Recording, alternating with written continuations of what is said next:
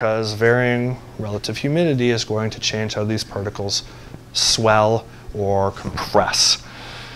Which in here, so humidity changes the particle size, and of course this requires some ancillary data because the satellite itself is not measuring relative humidity. So if you want to get down into the gory details, I recommend seeing a paper by Zia Ahmad and anything Howard Gordon has ever written on the subject. The way we assemble these tables now is to use field data. Aaron, is anybody not familiar with AeroNet? Aerosol Robotic Network. Okay, so I'll show you a map at the end if we remember, but these are a series of sun photometers basically that are distributed all over the globe. There are hundreds of them. And they, in one mode, they operate just like the microtops that you see. That they are robots that will point at the sun and do exactly the same measurements that you've made. In another mode, they will actually spin and measure the sky radiance distribution at multiple angles away from the path of the sun. That in practice provides enough information so that you can start calculating aerosol properties, different particle sizes, different atmospheric, indices of refractions and so forth. It's operated by NASA. The data are publicly available.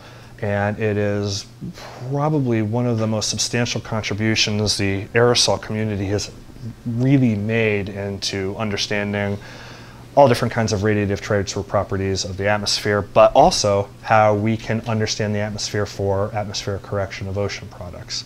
So look it up if you're unfamiliar with it. My point in including this is to let you know that field data are being used to construct these aerosol tables, okay? We have 80.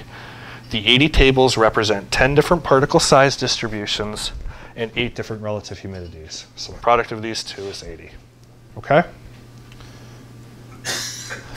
So here's some terminology, which I'm not sure if you've covered yet or not, but bear with me.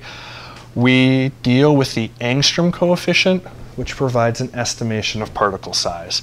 So a high angstrom represents small particles, a low angstrom represents large particles, and it's basically defined by this power law, how two different optical thicknesses at two different wavelengths relate to that power law expression there, okay?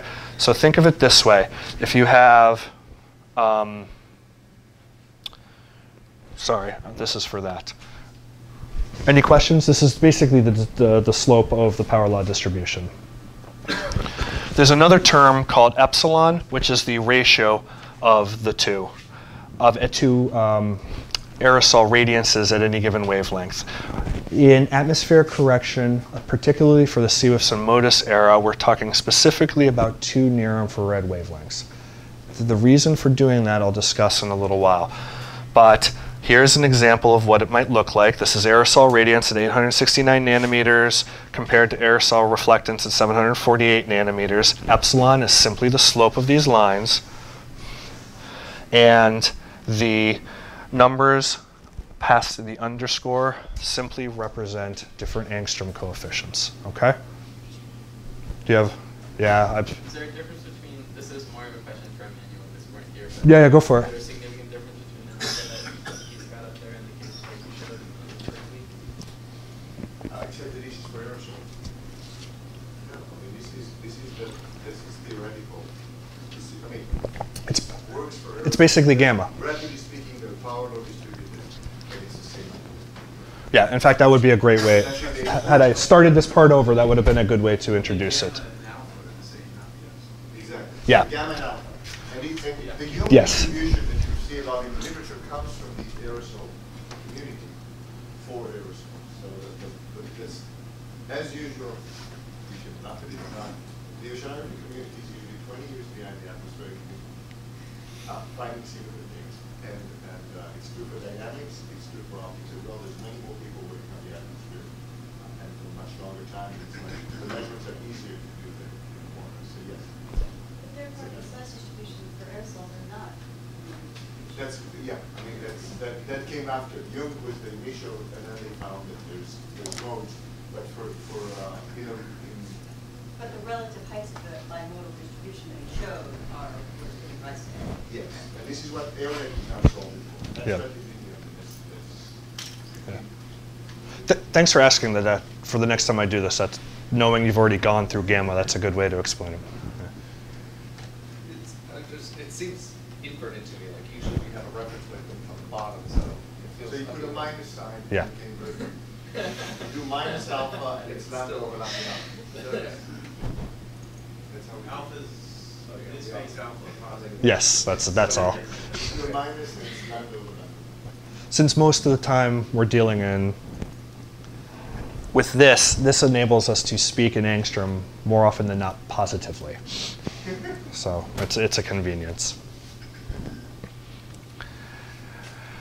So the Blackpixel assumption. So, all right, at this point we have aerosol tables that for 80 to 90% of the world oceans can represent what you might see there. That's great. How do we know of these 80 tables which ones to pick? And gosh, at this point, dating back 30 years, the Blackpixel assumption was born.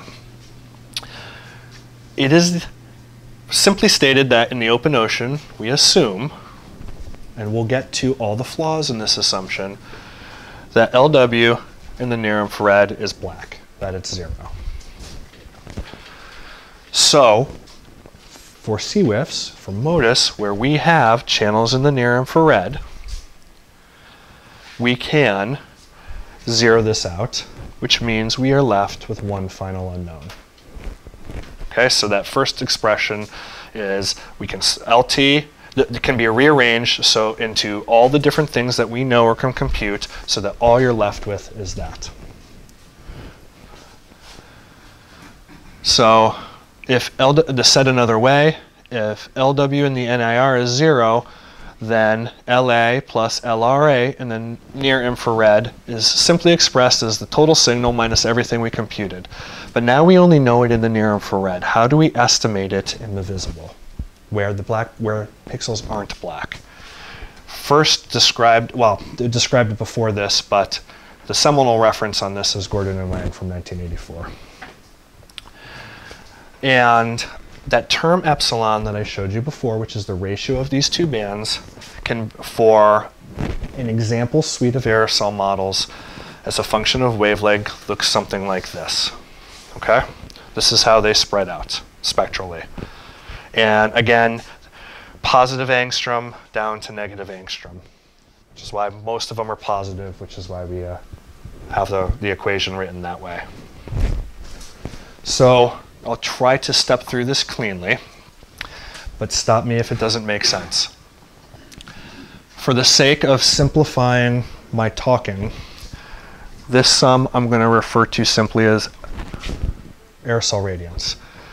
And we are not going to discuss the fact that there are single and multiple scattering issues that are not part of this presentation at this stage.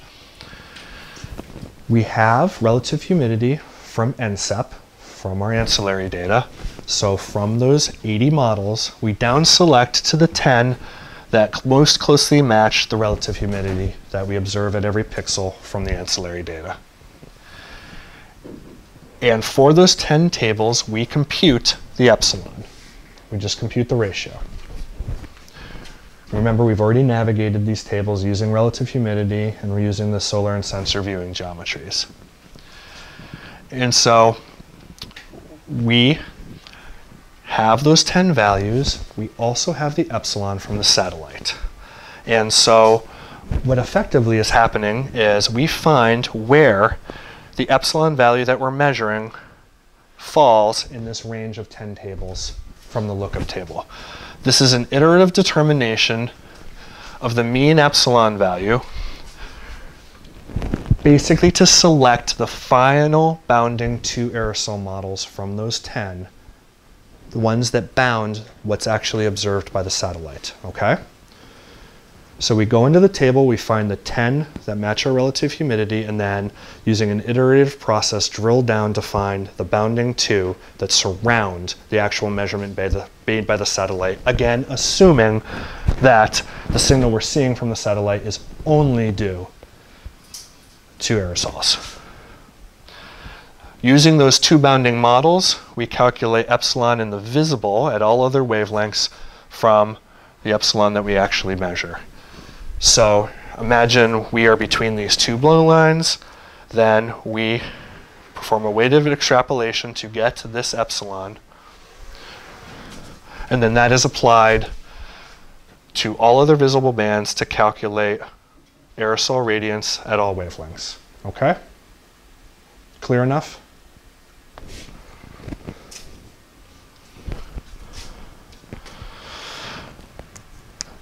This is probably still a useful point to make. Do you remember in doing the inversion modeling lecture that your total absorption signal is more reliable than breaking it down into subcomponents? This process is analogous to this, where the final radiance signal in the visible we get is far more robust than the angstrom and the tau that we actually calculate as part of this process. The only reason I thought I'd mention that is there's been a lot of effort to do matchups, satellite matchups of derived tau and derived angstrom with the AeroNet data or other microtops data and this and that. And you tend to see a lot of scatter in those plots. They don't match perfectly. But yet our radiances still look really good for the most part. And so intellectually that doesn't make a whole lot of sense why one would look good, but the final product would look good, but your derived products don't.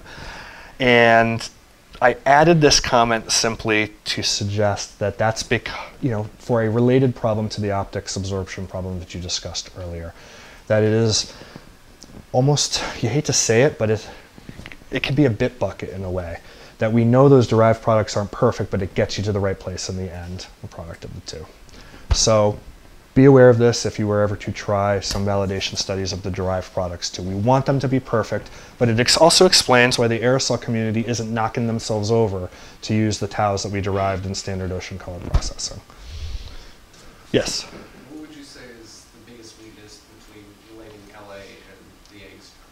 Like, first order, what if we were to start trying to solve this problem, what would we start attacking first? In terms of what you've looked at already, it's like taking dB and trying to predict C.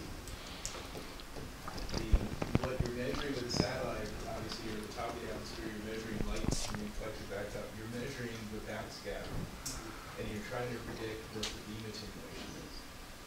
The beam attenuation is like the tau, and things derived from beam attenuation is alpha. And you're trying to get this backscattering to give you those properties. That's why, as Jeremy says, we're measuring stuff to help us understand how to get LA, the backscattering, and that works really well. It doesn't work so well predicting what the aerosol community wants in terms of the beam attenuation. Thank you, that was a great answer. How is everybody doing? I know I've been doing this for about an hour now, but I know lunch is in 45 minutes, and I always find myself in the position of being between the audience and lunch, or the first one after lunch when nobody shows up. Do you need 5 minutes to stand? I mean, we probably have another half hour or so. Now we're going to get to the fun stuff. You want to take 5? Okay.